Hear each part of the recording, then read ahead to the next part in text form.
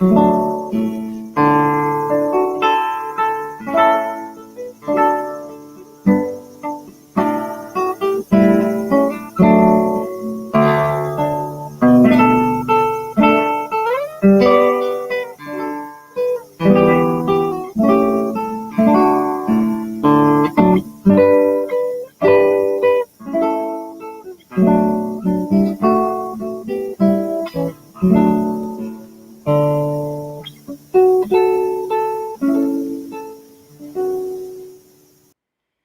morning. This is our 16th week of Hans Christian Andersen Center's Storytelling Festival at the Statue Gone Virtual. Today is a very special day.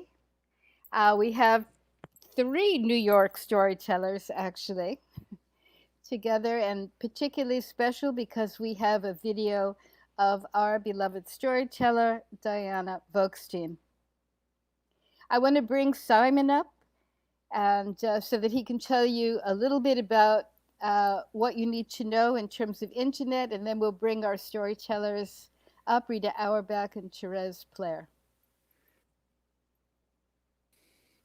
I did the wrong button. Sorry. Oh, I done it again. Oh, lordy. All right, so it's been a long season.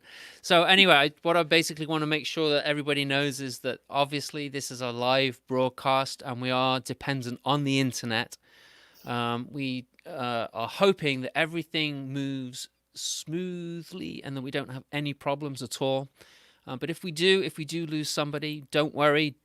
Don't check out. Stay with us. We will bring somebody else back on to fill that spot. And then if the other person comes back, then you'll see the rest of their story at the end of the show or towards the end of the show. And we love to see your comments, so please do add those, as I see some of you are doing so right now. And I shall now bring back Laura. Well, I really want to introduce you to our storytellers so you can see their faces. Rita Auerbach and Therese Plair.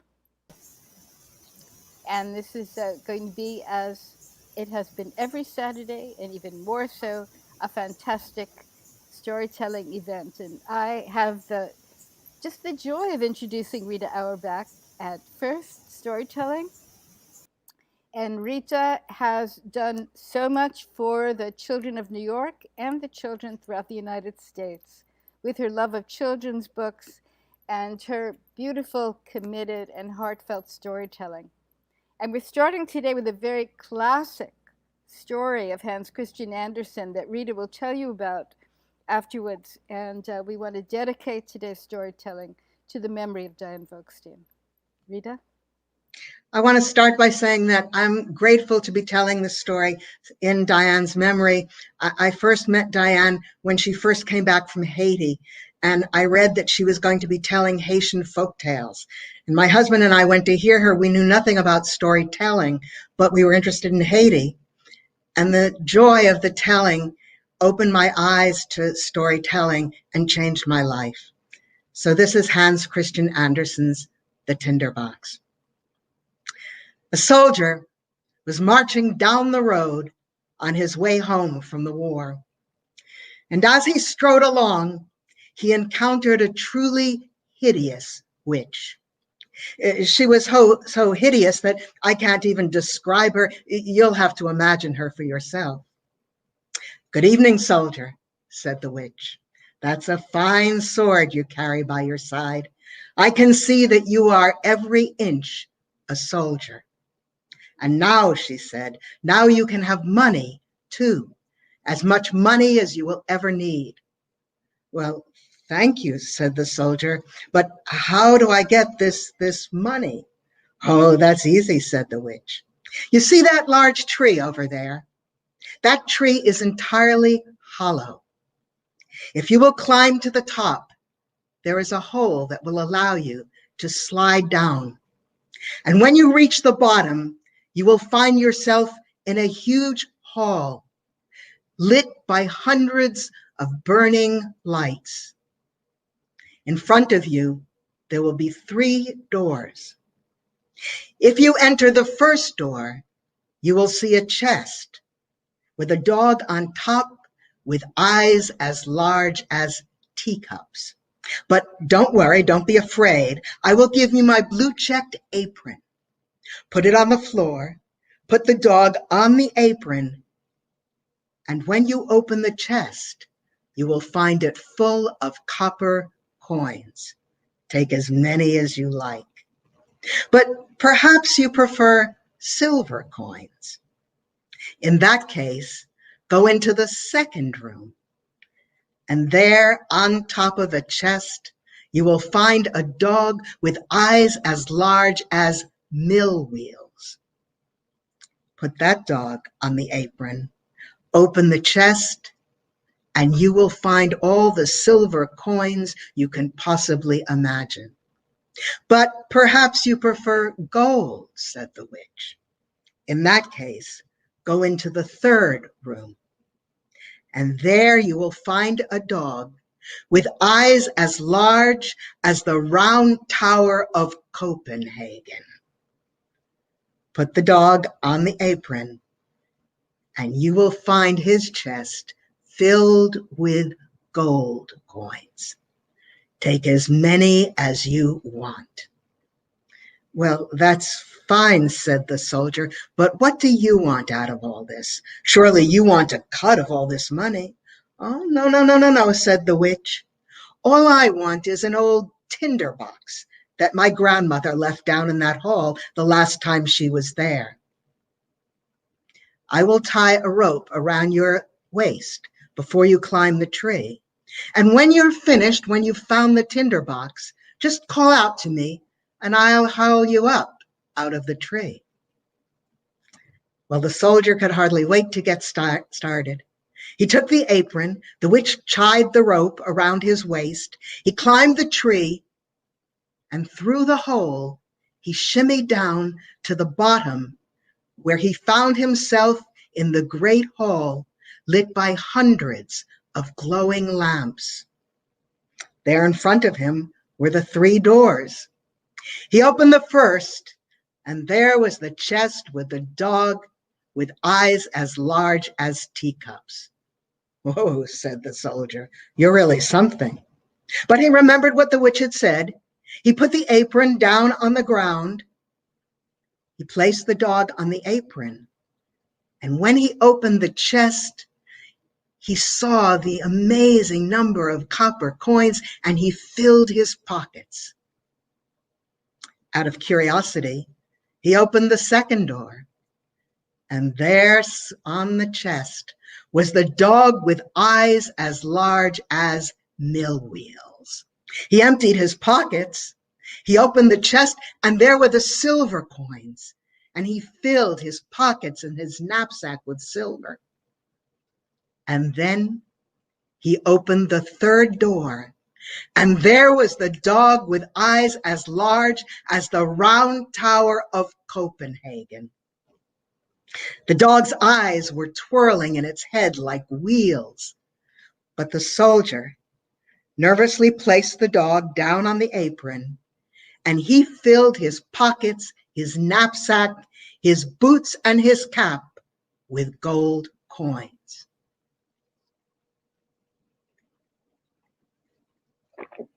And then he called to the witch. Do you have a tinderbox? She called back.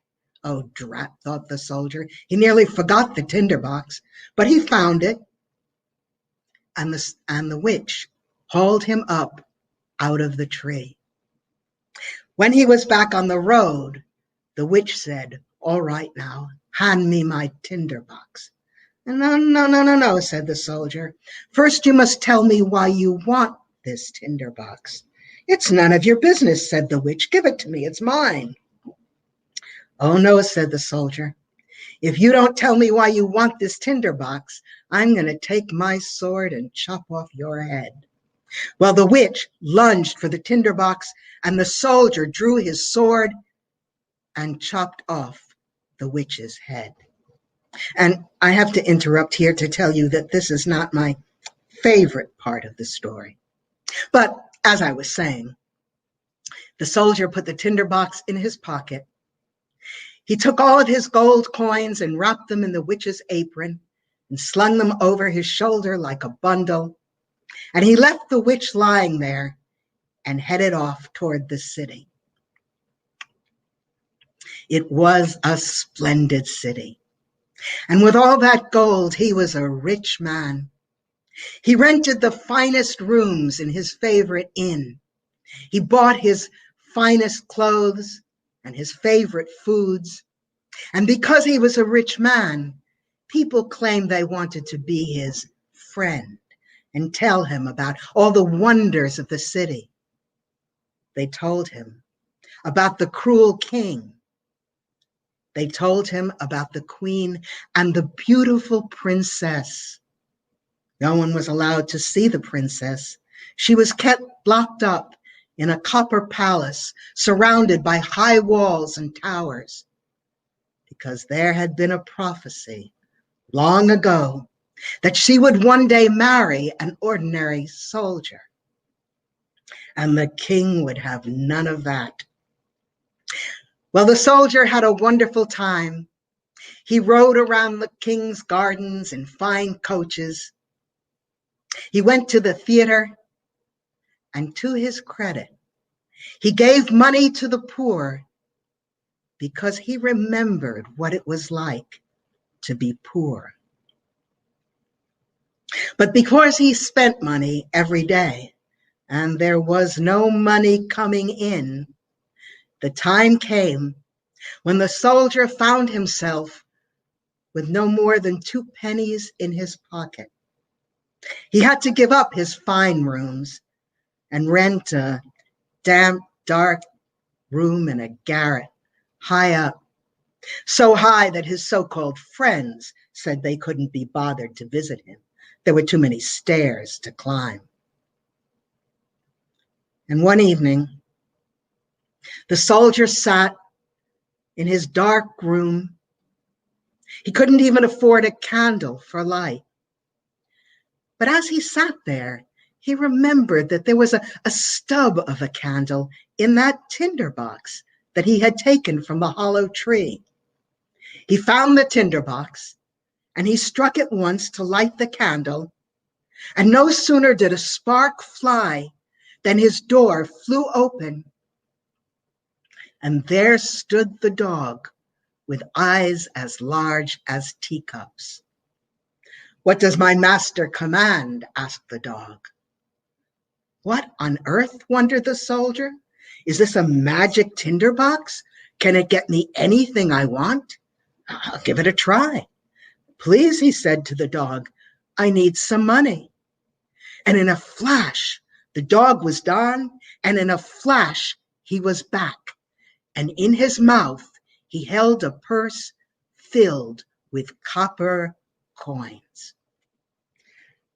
The soldier soon realized that this was indeed a magical tinderbox.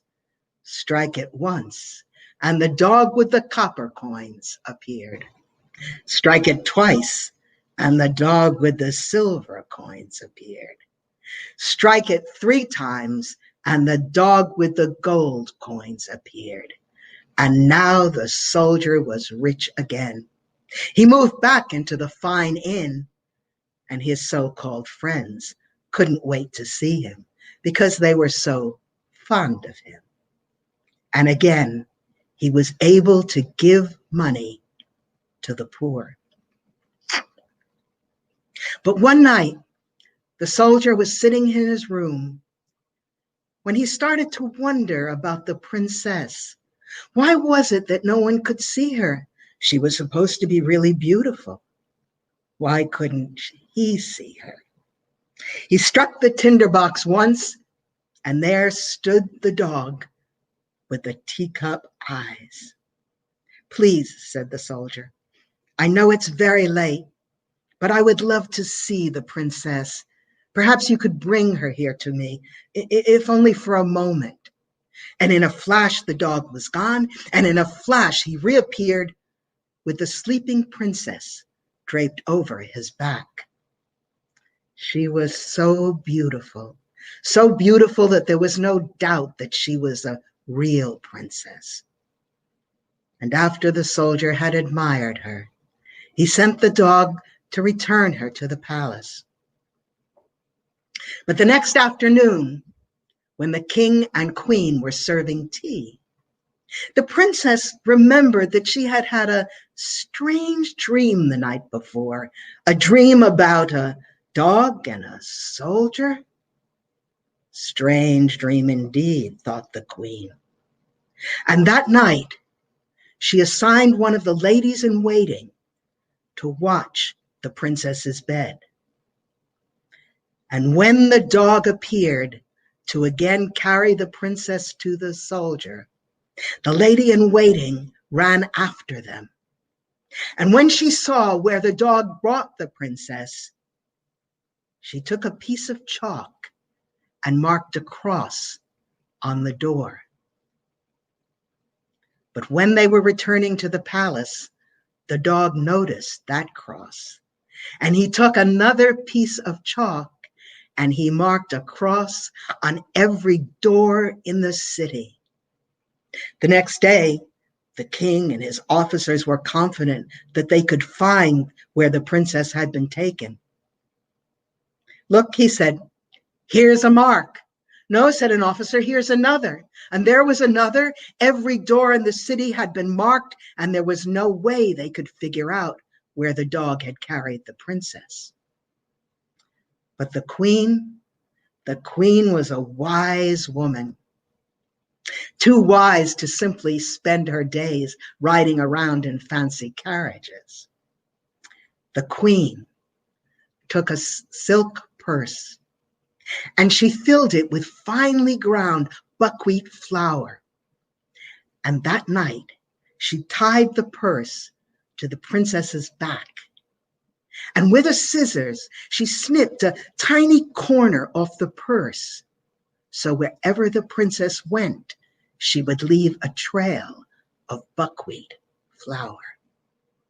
And when the dog came to bring the princess to the soldier, the dog did not notice the trail they were leaving behind. The next day, it was easy for the king and his officers to trace the trail of buckwheat flour to the soldier's doorway. The soldier was grabbed and thrown into jail, and he was told that tomorrow he was going to be hanged. And what was he to do? The tinderbox had been left behind in his rooms when he had been dragged away. He stood in his dank cell with very little hope. He looked through the small window of the cell and he noticed hundreds of people running toward the outskirts of the city. They were anxious to see the hanging.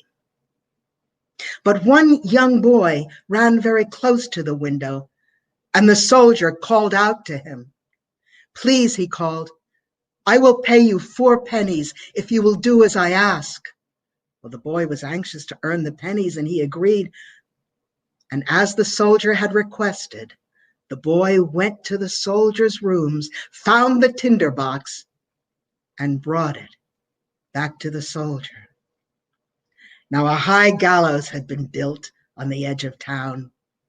Thousands of people had gathered around to watch the hanging. The king and the queen sat in fancy thrones on the platform, facing the judge and the entire council. The soldier was climbing the gallows, climbing the ladder toward the gallows, when he called out to the king and asked if he couldn't have just one last wish before he died. Well, the king could hardly refuse one wish, and the soldier asked that he light his pipe so he could have a last smoke before he was hanged. He took the tinderbox out of his pocket and he struck it as though to light his pipe. He struck it once, twice, 3 times, and in a flash there were the 3 dogs. Please, the soldier cried out to them, Save me from hanging. And the dogs ran at the judge and the counsel. They grabbed one by his toe, one by his nose, and they tossed them into the air. And the largest dog grabbed the king and tossed him after them. The people cried out and cheered, for as I told you, he had been a cruel king. Brave soldier, they cried, you should be the new king, and you should marry the beautiful princess, so she shall be our queen. And they carried the soldier into the royal coach, and the three dogs danced in front. The princess was freed from the copper palace, and glad to be free, she was happy to marry the soldier. Their wedding lasted 5 days, and the three dogs sat at the table, their eyes wide with wonder. And I like to think that the king and the new queen now ruled wisely and well, because as I've already told you, the new king remembered what it felt like to be poor. The Tinderbox. Yay! If only.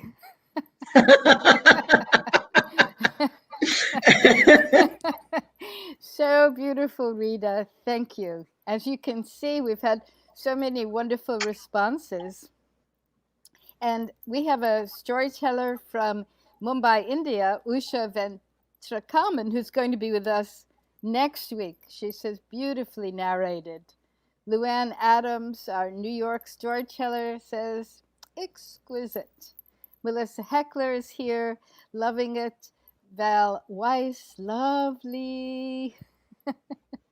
Mark Young from Baltimore. So nice to have everybody here appreciating your story. And we'll see you again. Thank you 1,000-fold for such a beautiful telling of the Tinderbox. Well, we have a very special event, actually. Therese Plair, Therese Folks Plair, a storyteller from New York, who I have known, I don't know, it's coming on 40 years, is an extremely dedicated storyteller and has done so much for the African American community in storytelling, including spending a lot of time in Africa. And whatever story she chooses to tell, she tells with tremendous heart. And she's going to tell actually a Danish story. And Andersen, at the time of his writing these stories from between the 1830s and so on, was really brought up with stories, but also reading the collections that were being published at the time. So let me introduce to you Therese Plair, and she's being accompanied by a wonderful guitarist, John Hout, who you'll get to see at the end. And Therese, we're so glad you're here. Thank you, Laura. I'm so glad to be here. Yes, Laura and I, we met on the playground in the sandbox when we were wee children in New York. My story today is The Girl Who Was Afraid of Nothing.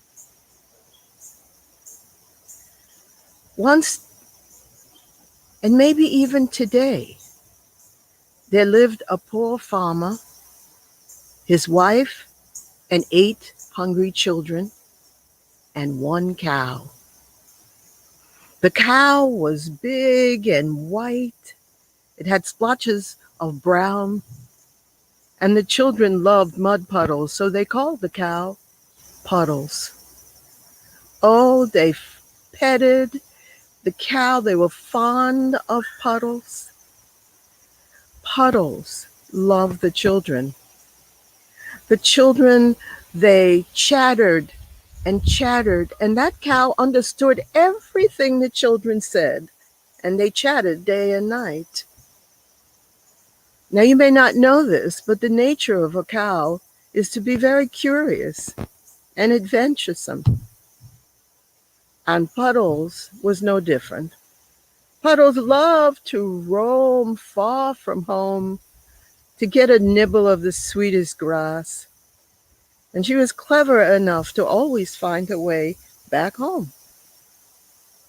But sad to say, one day she did not find her way back home. The family searched for Puddles. Puddles! Puddles! Father went out alone until late at night. And when he came back, it was bad news. No Puddles. Well, he had found Puddles' hoof prints, but right next to him was the clumsy footprints of a large troll. Father came home to report, "The troll has taken our cow." All the children, they wept and they wept. The parents, they just sat and worried. There was no chance that anyone was going to go and find Puddles. No one dared go into the mountains where the troll caves were. And even before you got there, you had to go through a haunted forest, people said, guarded by a witch, a huge watchdog, and a fierce bear. No. Puddles was gone forever. Now, amongst the 8 children, there was a daughter. Her name was Clara. She was fearsome. Her father always said, "That Clara, she is not afraid of anything." She was boundless and sensitive. She was friendly to every living creature. And when her father reported that their cow was gone, she, in her mind, was determined to go to the troll cave and bring back the cow. At first light the next day, she quietly got up, dressed, went into the kitchen, buttered a piece of bread, wrapped it up, put it in her pocket, and she slipped out into the song of the new day.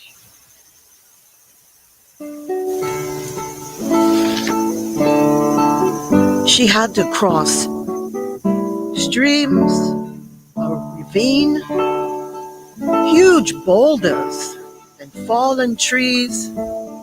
She was a slight girl, but she was quick. And she went through the brushwood and the groves just like a little eel. When she arrived at the woods, the only thing in her mind was staying focused on the direction of the mountain.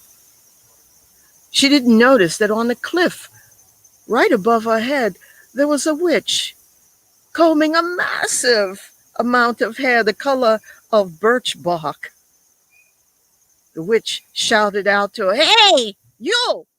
What are you doing in my forest?" Clara didn't stop walking. She just shouted over her shoulder, "The trolls have stolen our cow and I'm going to get it." "Hey, you! Stop now!" The witch jumped up and leaped towards Clara. But with all that mess of hair on her head, it got caught in the branch of a fir tree. And there was the witch, arms, legs, going in all directions and screaming at the top of her lungs. Now, a lot of people would just laugh and say, served her right. Not Clara. That girl went over to the tree, climbed the tree, climbed out onto the branch, and loosened that hair. The witch fell to the ground.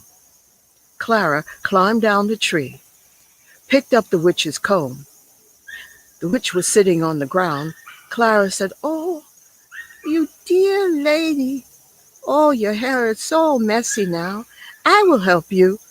And she began to comb the witch's hair. And she braided it in one long, beautiful braid. The only thing the witch could say was, "Ah, nice. You know, you're an odd one, helping someone who wanted to hurt you. But now I think I help you. Ah, you know this is a dangerous forest. You can't walk through here with all the different sounds and voices. You need to be able to understand. Take this." She gave Clara a magic herb. She told her to put it in her ears. "Now you will be able to hear all the languages." Clara thanked the witch, did as she was told, and walked on. As she walked, she reached in her pocket and she took out that piece of buttered bread. And she was munching on it happily when she happened to look up in front of her, and there was a huge dog. The dog was baring his teeth and growling a fierce growl. Then it limped towards Clara. Clara wasn't afraid. She said, "Oh, you poor thing. You've hurt yourself. Sit down, I will help you." The dog was so shocked, he sat down. He said, "Woof, woof. You're an odd one, helping someone who wanted to hurt you. I was going to chew your ears up. You are different from most humans." "I don't know. Let me see your paw." Clara felt around on the paw until she pulled out a nice piece of sharp wood, and she pulled it out. Then she put some moss on the wound and she tied it up with a long blade of grass. "How's that? Is that better?" "Oh, my, woof. You are unusual. Why are you in this forest?" Clara told the dog her story. My, woof. You are brave. Those trolls are nothing to fool with. I better come with you. Come, we go." So the dog leaped forward, Clara followed, and they walked through the woods. Well, they must have been walking for about 2 hours when the dog suddenly said, "Hum,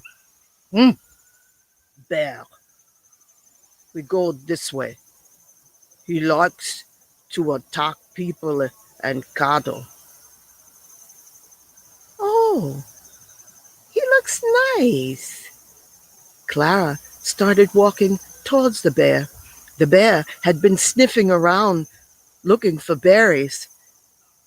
When he spotted Clara, he reared up and he put both his paws in the air and he gave out a furious roar and started lumbering towards Clara.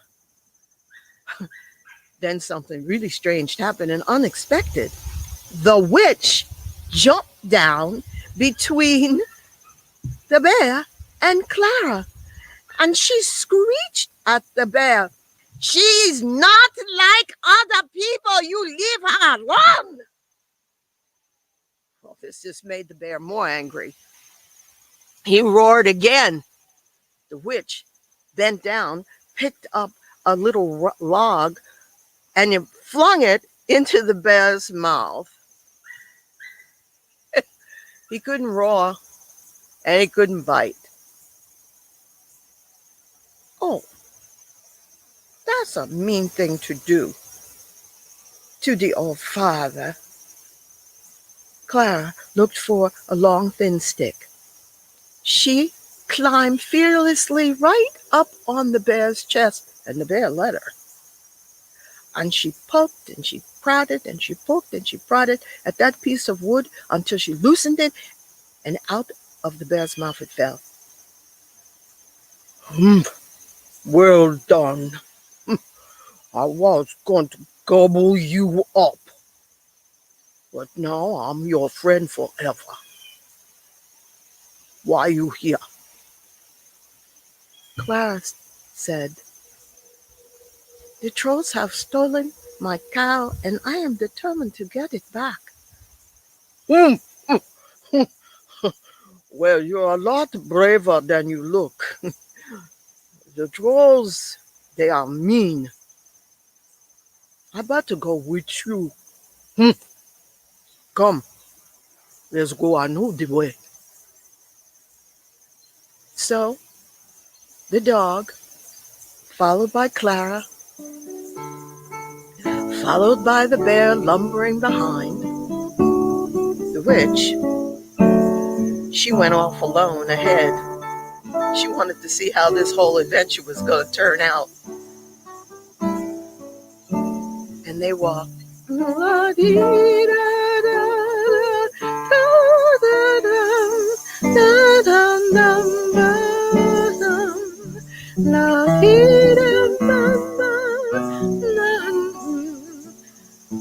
Pretty soon, the bear brought them right to a cave of a troll. The entrance was covered by huge boulders. Clara looked around for a way in, and then she noticed that on the bottom, between the boulder and the cave, was a space. She said, I think I can really slip through there.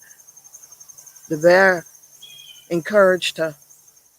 But if you got any trouble, you call bear, come. I come. And I will give that troll something he will not forget. Thank you, but you shouldn't fight. Then she crawled through the space. Inside, the cave was as large as a barn.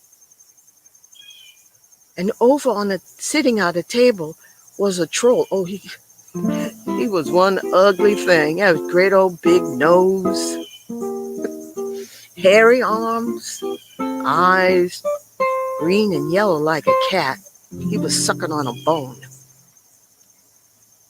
Over a pot, bent over a pot in the fireplace, was another troll wearing a leather apron. And there in the corner was Puddles, munching on some thistle. Clara could hardly contain herself. Puddles, she shouted. Huh? Both trolls looked around. The troll at the table dropped its bone, jumped up and came over. Hey, what are we out here? Excuse me, please. I've just come to get my cow. Oh, you have just come to get your cow. Well, we need your cow. And we need you too. You don't look like much of a mouthful, but you're a nice little chop. Mama! Get the frying pan. Supper. Well, there are some people you can be kind to and speak nicely to and be generous, and then others you just got to deal with them with force. Bear! Bear! Help! Come, Bear, come! Well, you should see what happened next. Let me tell you, that bear with those big paws, he started throwing boulders from left to right. And he, the dog, and the witch, they bounded into that cave. The the bear grabbed the troll by the neck, which made him drop Clara. The dog bounded over to the troll bending over the fireplace and bit her big butt, stuck his teeth in it. She howled, "Oh!" And the witch ran over to Puddles, untied her, called Clara. Clara got on Puddles. She held on to the horns, and the witch gave the cow a smack on the rump. "Get going!" And off they went. Clara waved her hand. "Goodbye! Goodbye! Thank you all! Goodbye! She's a nice girl." Off they ran. Puddles ran down the mountain, back through the forest, over boulders, through a ravine, cross streams, and soon they were home. Home. Home. Thank you, the girl who wasn't afraid of anything.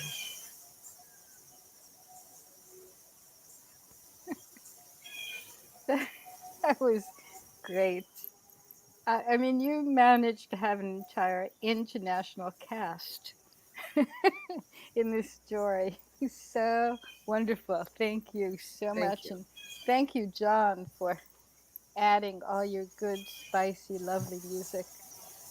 And I love the witch and the troll and the cow and the girl and everyone else. Fantastic. You could really Thank you. see where these images come from that spice up and inspire an author like Hans Christian Andersen. Therese, that was spectacular. Thank you. Pleasure. Thank you, John. Yeah. So we are actually, I want to make sure we have enough time now for everything. So we want to present to you, and Therese is going to tell us a little bit about this video. But we have a video of Diane Wolkstein, who told stories at the statue for 40 years. And this is the story of Hans Clodhopper, another one of the classic stories that you may have even heard here, but with her own personal, brilliant retelling. So, Therese, can you introduce this video for us? A pleasure. Well, Diane Wolkstein often told Hans Clodhopper in the 40 years of telling at the Hans Christian Andersen statue. And the video you will now see was recorded live in 2006 at the Geraldine R. Dodge Poetry Festival in Waterloo Village in New Jersey. It remains a story for our time.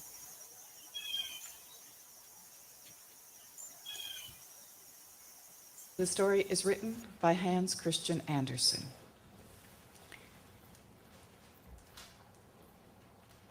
Somewhere in the country there lived two brothers, and they heard the princess's announcement.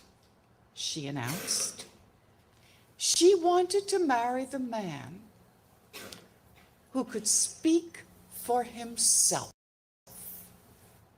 You know, a man who was not having a little wire behind his neck to give him the information, but just a man who could truly speak from himself.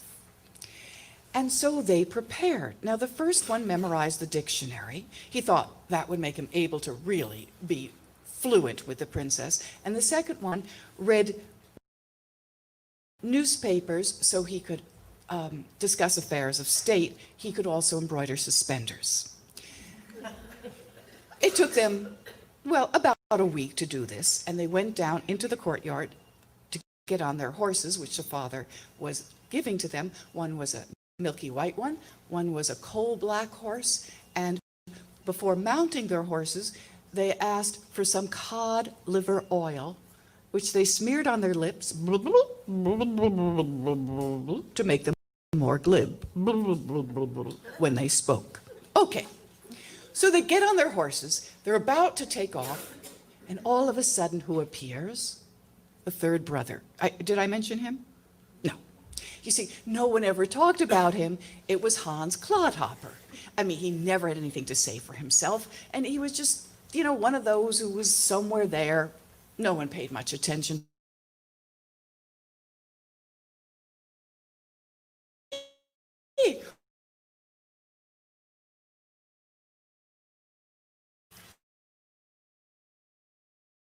A man who can speak for himself. Oh, how fine, he said. I'm ready to get married. I think I'd like to be taken. Clodhopper, a man who can speak for himself. You never say anything. Well, I'm ready now. Father, give me a horse. A horse for you? It would be a waste. Well, if you won't give me a horse, and you didn't worry about anything, I'll just take my billy goat. It's mine, it's strong, and it'll go just where I want to go. Ho ho, he said. He jumped on his billy goat, and the brothers, who were not very anxious to be near, ho ho, galloped off so they would be far ahead. So they're galloping along, and all of a sudden, Clodhopper says, whoa, look at that. So they pull on their horses, and he gets off his billy goat, and he picks up a broken wooden shoe. This is very special. A broken wooden shoe, they say? Yes. I'm going to see the princess, and I'm not going to go empty-handed, so I'm bringing her a present. A broken wooden shoe. I think she's going to love it. Yes, they say. So he puts the broken wooden shoe in his pocket, gets back on his billy goat. They get back on the horses. Woo! Off they go, riding. Oh, he says, look at that. Oh, gets down from his horse, his billy goat, goes over, and he picks up, the brothers get off their horses to see, a dead crow. Are you giving the dead crow to the princess? I think she's going to love it. You do? I think she's the right princess for this. So he puts the dead crow into his other pocket. They're riding, he's riding, and he's watching the day. He sees the clouds, he sees the trees, he sees the...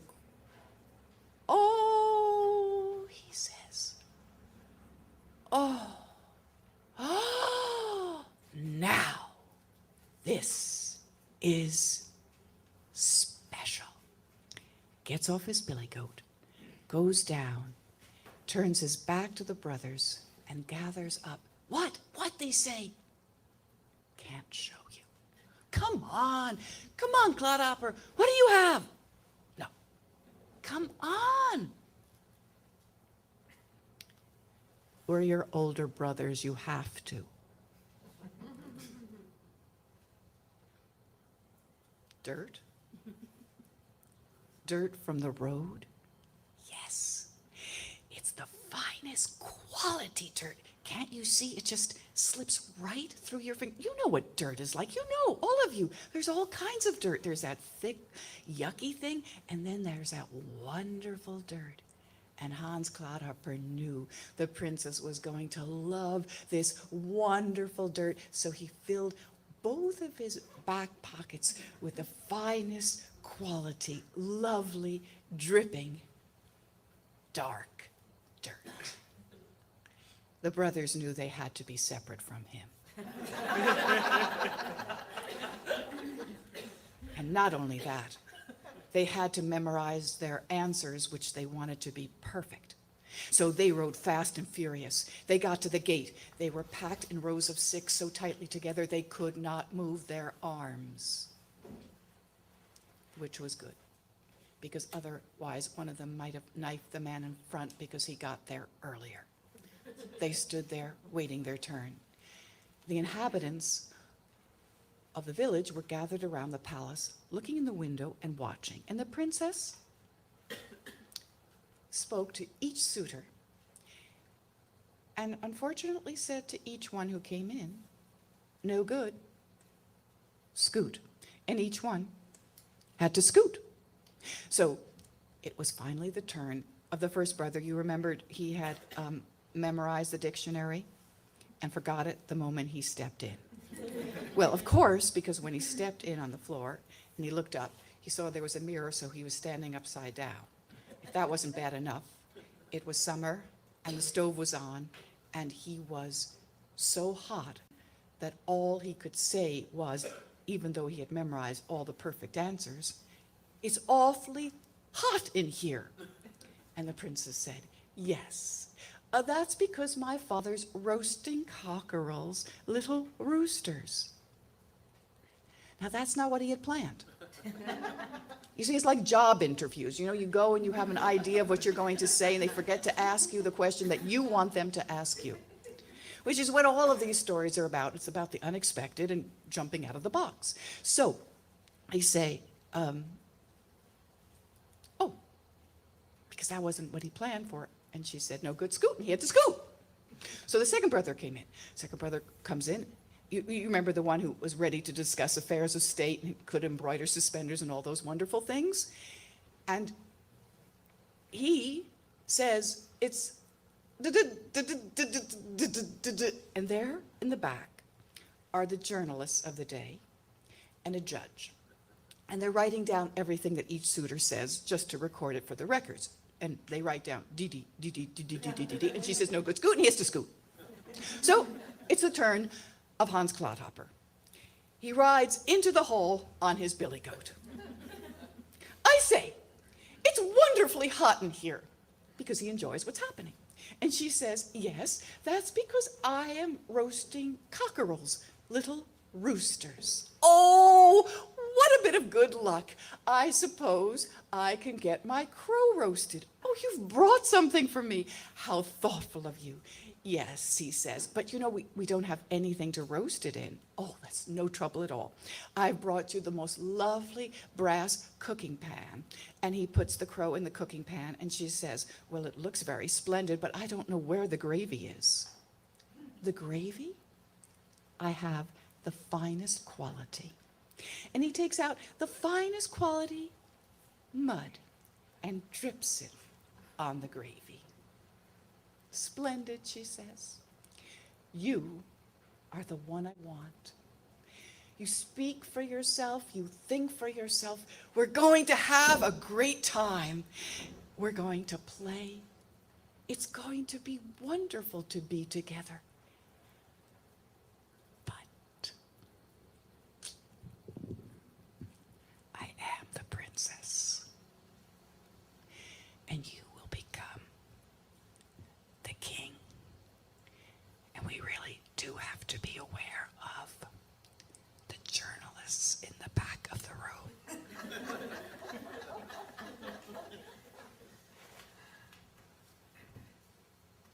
They're writing down everything we're saying. And the truth is, they don't understand a thing.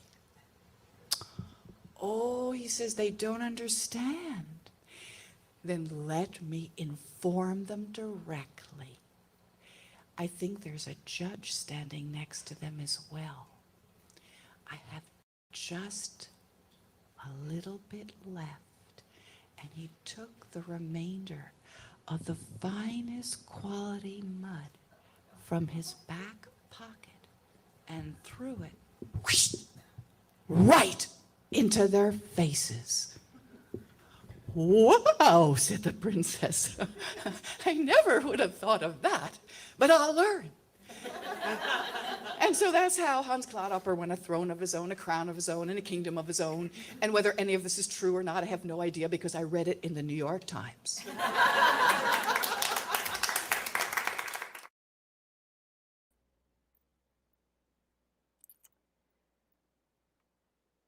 So it's really lovely to hear a great storyteller like Diane and her extraordinary embodiment of the story, an exquisite sense of timing and confidence alive in the telling. So I want to thank Melissa Heckler and Diane's daughter, Rachel, for giving us this wonderful video and making this choice of the story. And quick as a wink, I want to bring back Rita and Therese and Simon. We don't have a lot of time, but it would be great to hear what inspired each of you to tell that particular story. And here's John. Hey, John, our invisible but wonderfully present musician. And I think we've lost Simon to the weather, but he's listening, I hear. I am. I'm right there. Oh, speaking out of the dark. Wah, So, ha, ha. Rita, I know that you tell a lot of Andersen stories. What is it that you love about the Tinderbox? Well, I love the way it shows how he used so many motifs from familiar stories in crafting his own original stories. I mean, there's a little bit of Aladdin in there, and there's a little bit of Rapunzel, and a little bit of Hansel and Gretel. But I also read something. Do I have a minute just to say?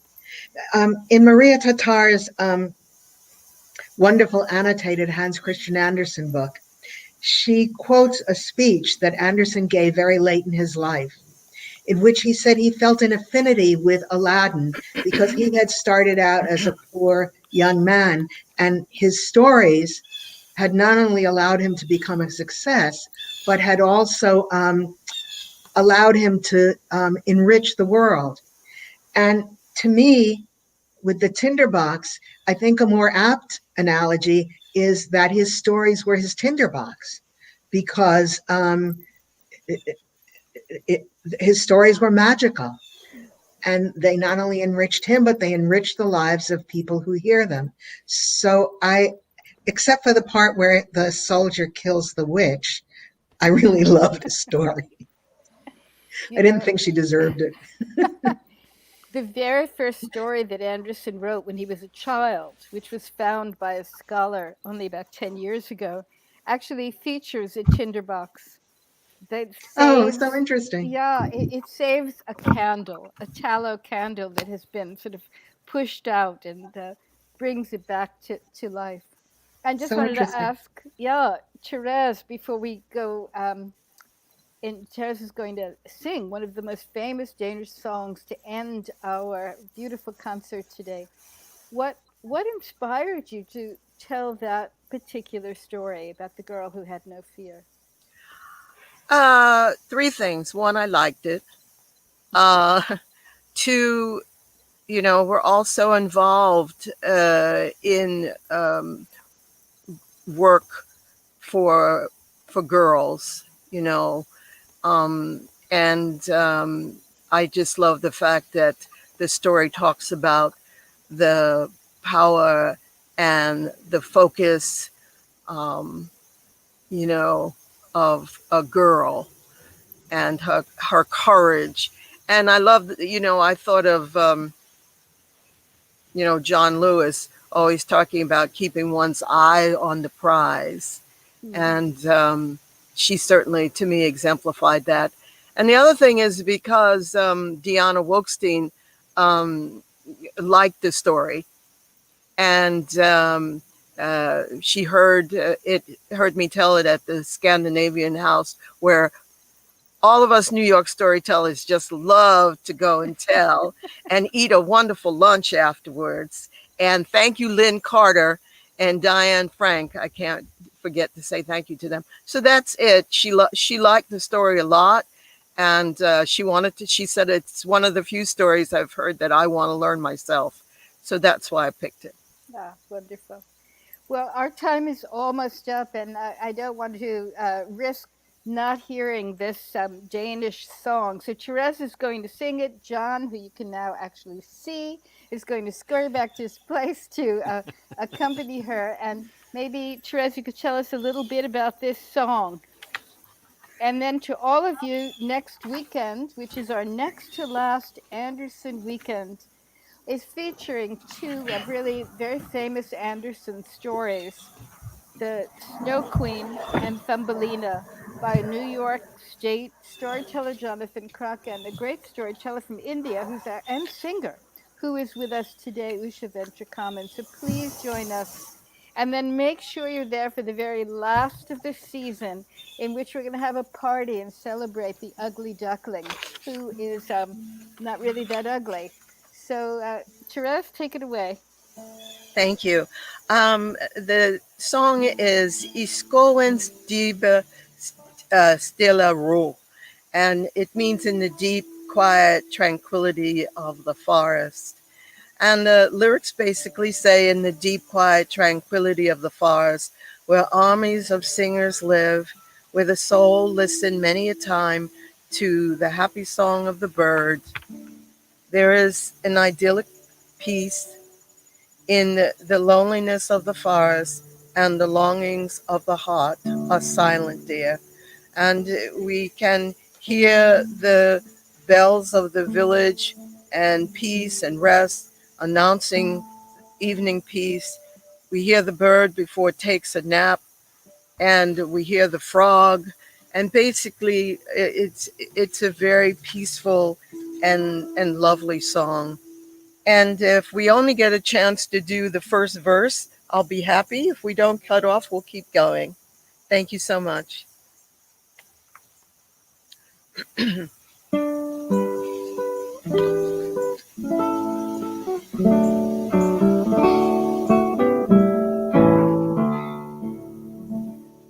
He's going deep and still oh, for Sangha Herabo, for Shailen Luten Manganen, till Fulens kläder sang.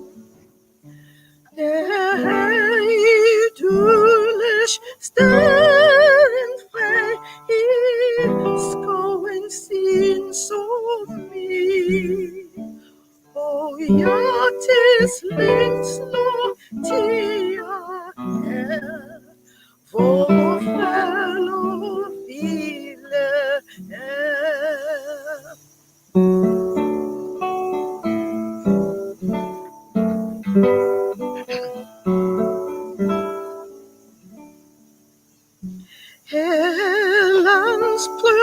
Klokken lyder ned, vi båda aften fred. Småfålen återgår till blund, en skövlar litt en stund. I mosen kräkar höjden frej, stafflappar och sur. Nu klokken tira aften frej, sig stille sinker ned.